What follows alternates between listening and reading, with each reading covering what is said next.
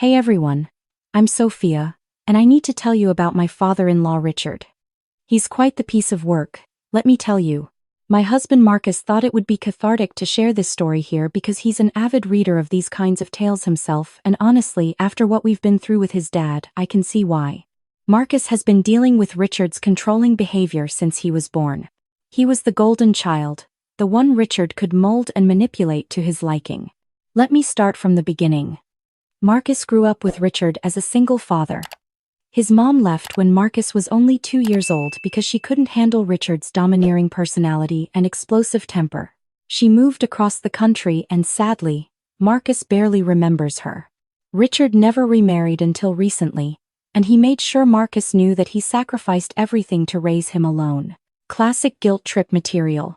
Richard worked in manufacturing for over 30 years. One of those old-school guys who thought respect meant obedience and that children owed their parents everything. He controlled every aspect of Marcus's childhood. What sports he played, what friends he could have, what colleges he could apply to. And Marcus, being a sweet-natured kid who just wanted his dad's approval, went along with it all. When Marcus hit his teenage years, Richard put him to work at the manufacturing plant during summers and weekends. Marcus never saw a dime of that money. Richard claimed he was putting it aside for Marcus's college fund, but when college time came around, there was mysteriously no fund. Marcus had to take out loans and work his way through community college before transferring to a university. That's where we met. From day one, Marcus would tell me these horror stories about his dad. How Richard would call him 5 times a day to check in, how he demanded to know Marcus's work schedule, his class schedule, who he was dating. I was furious on Marcus's behalf. I kept asking him why he still maintained such close contact with someone who treated him like property, not a person. His answer was always the same. Richard was his only parent, the one who raised him, and he felt obligated to maintain that relationship no matter how toxic it was. I'm a software engineer, and I've always been the type to solve problems head-on. I could see that Marcus was drowning under the weight of his father's expectations and manipulation. I urged him to seek professional help, to talk to someone who could give him the tools to establish healthy boundaries. Eventually, after months of gentle pushing and a lot of love, he agreed. I used my savings to cover the therapy costs because Marcus was barely making ends meet on his teacher's salary and student loans.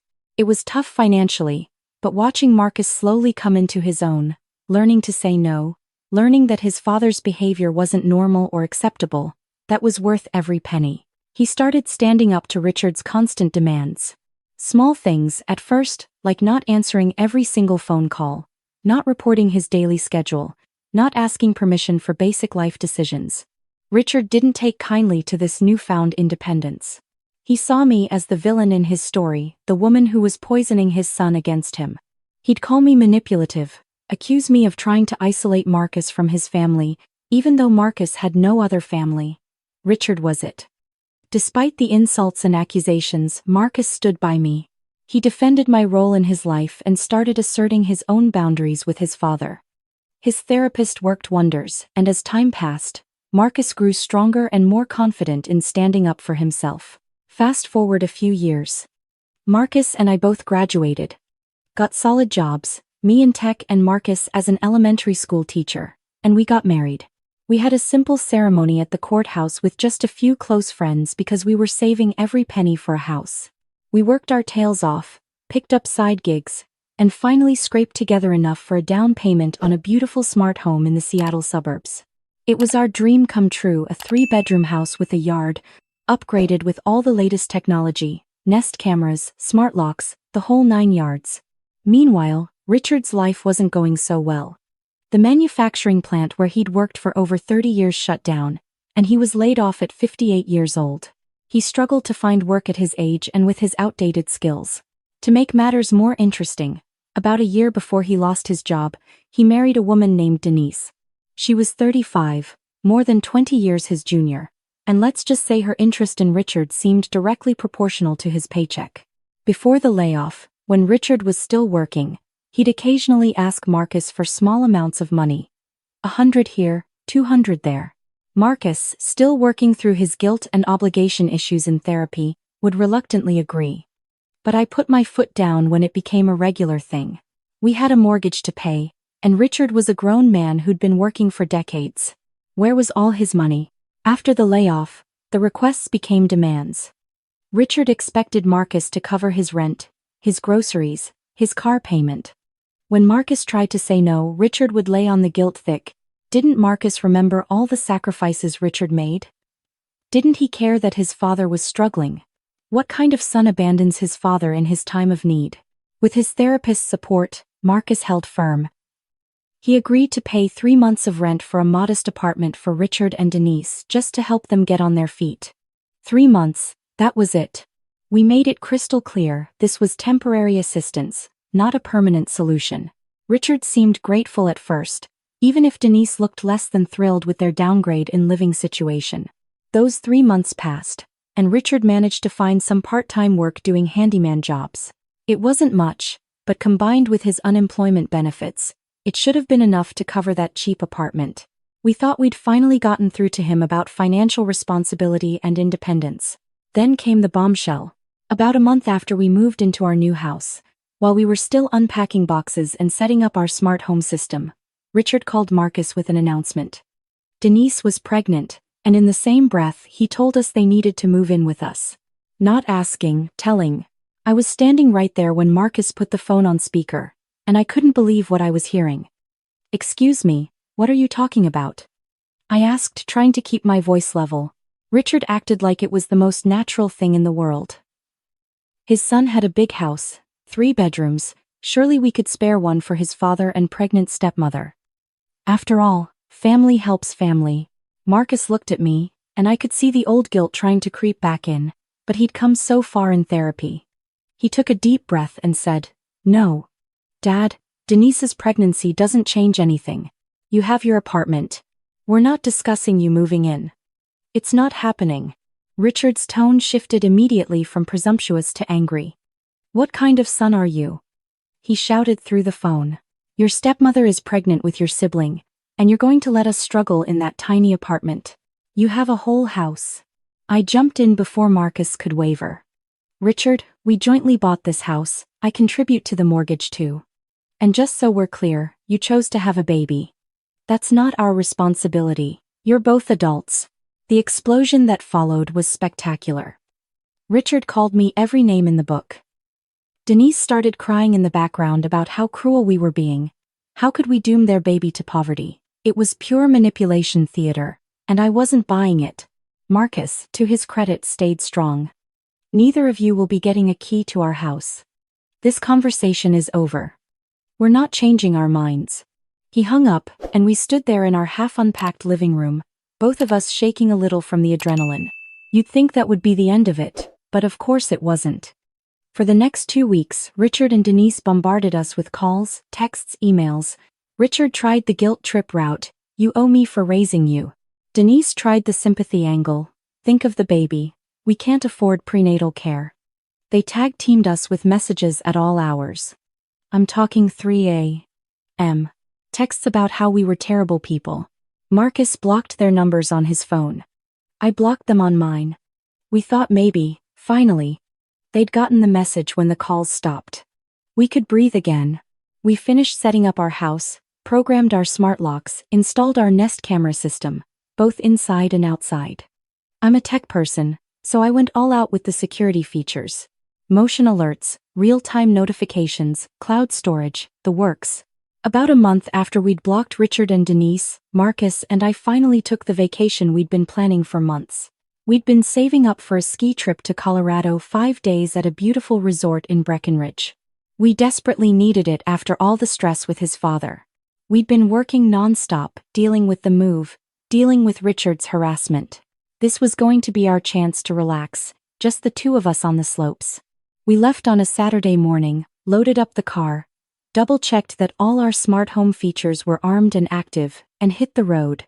The drive was long but beautiful, and by the time we checked into our ski lodge that evening, we were both ready to completely disconnect and unwind. The first day of skiing was perfect.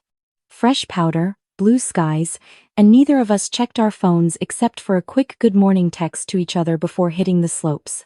We'd agreed to keep our phones off as much as possible, really embrace being present in the moment.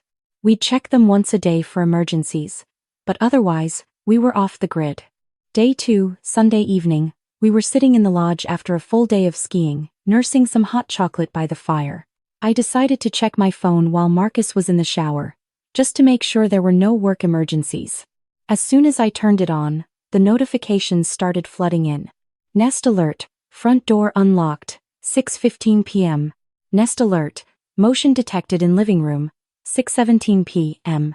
Nest alert, motion detected in kitchen, 6:20 p.m. Nest alert, motion detected in guest bedroom, 6:25 p.m. My heart started pounding. We lived in a safe neighborhood. We'd barely met our neighbors yet. Who would be in our house? My first thought was break-in. Someone had broken in while we were gone. I opened the Nest app with shaking hands, pulled up the live feed, and what I saw made my blood run cold.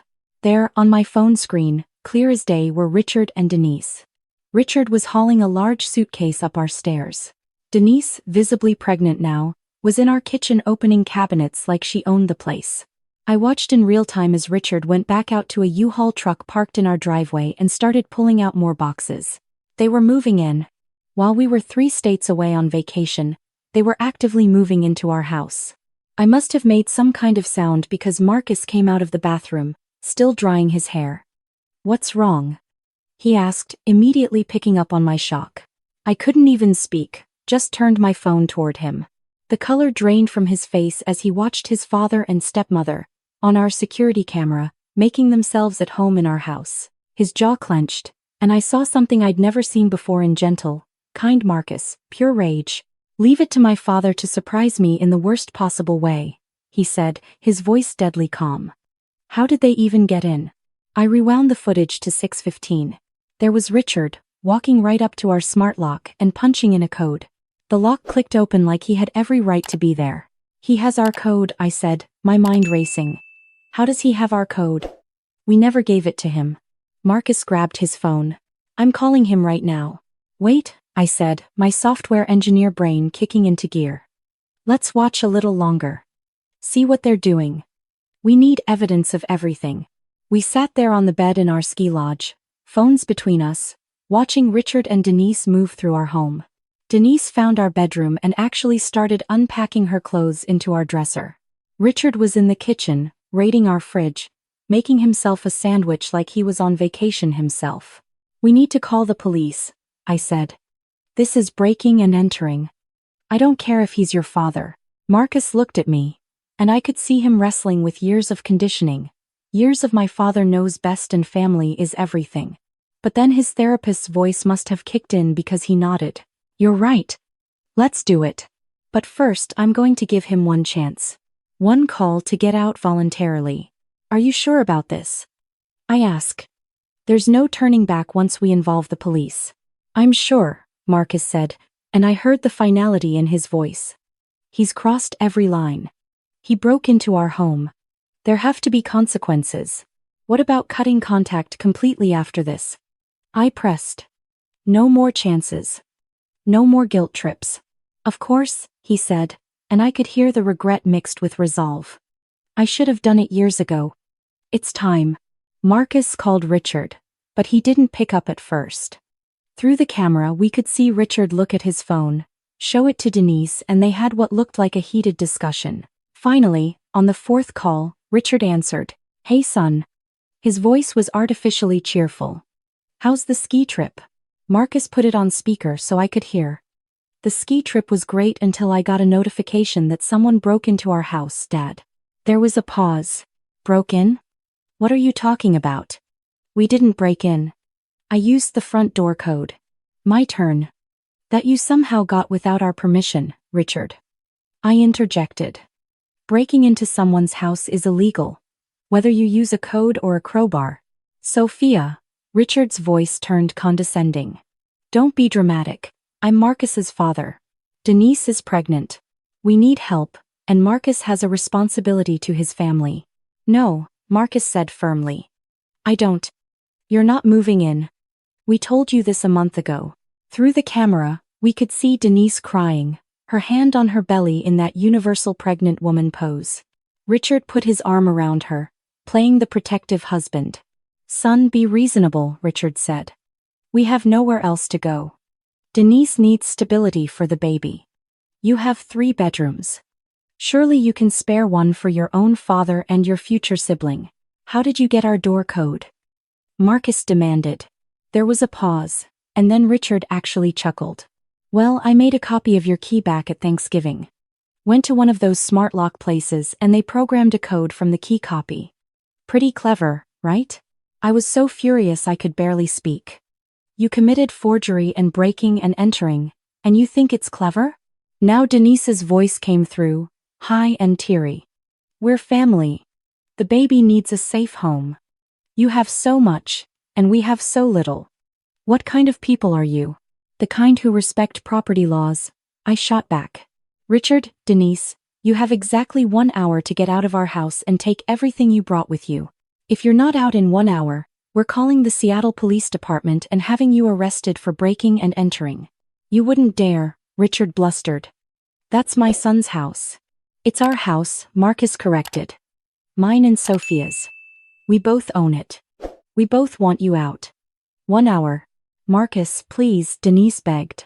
I'm pregnant. The stress, think about the baby. You should have thought about the baby before you broke into someone's house, I said coldly. 59 minutes now. We hung up and watched the cameras. Richard and Denise stood in our living room, clearly arguing. We couldn't hear them, but the body language was clear. Denise was crying and gesturing wildly. Richard was pacing, his face red even through the camera. 45 minutes passed. They hadn't moved a single box. Richard was on his phone, probably calling relatives to complain about his ungrateful son. Denise was sitting on our couch, scrolling through her phone. Time's up, Marcus said at the hour mark. He dialed 911. I watched through the camera as Marcus calmly explained the situation to the dispatcher. Yes, his father had broken into our home while we were out of state. Yes, we had video evidence. Yes, we wanted to press charges. No, we did not give him permission to be there. Yes, we would like officers to remove him from the property. The police arrived within 20 minutes.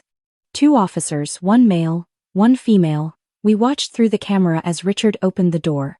All smiles and good old boy charm with the male officer. Officers, thank goodness you're here, Richard said. And I couldn't believe the nerve. There's been a misunderstanding. This is my son's house, and he's overreacting to his old dad staying here. The female officer wasn't having it.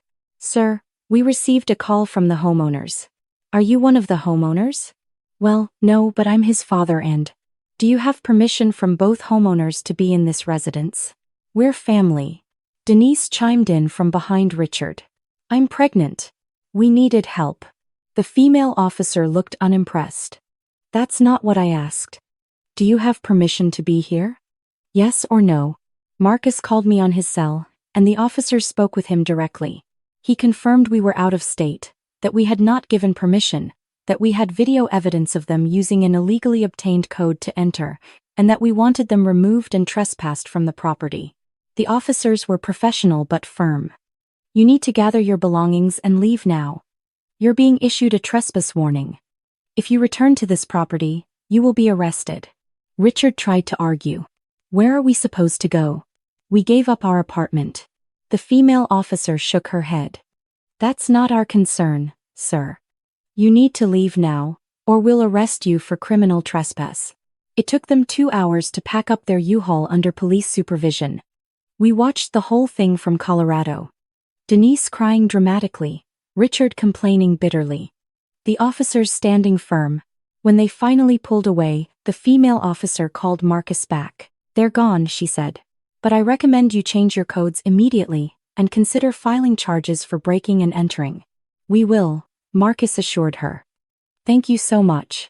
We called our neighbor, a retired guy named Tom who we'd met briefly when we moved in, and explained the situation.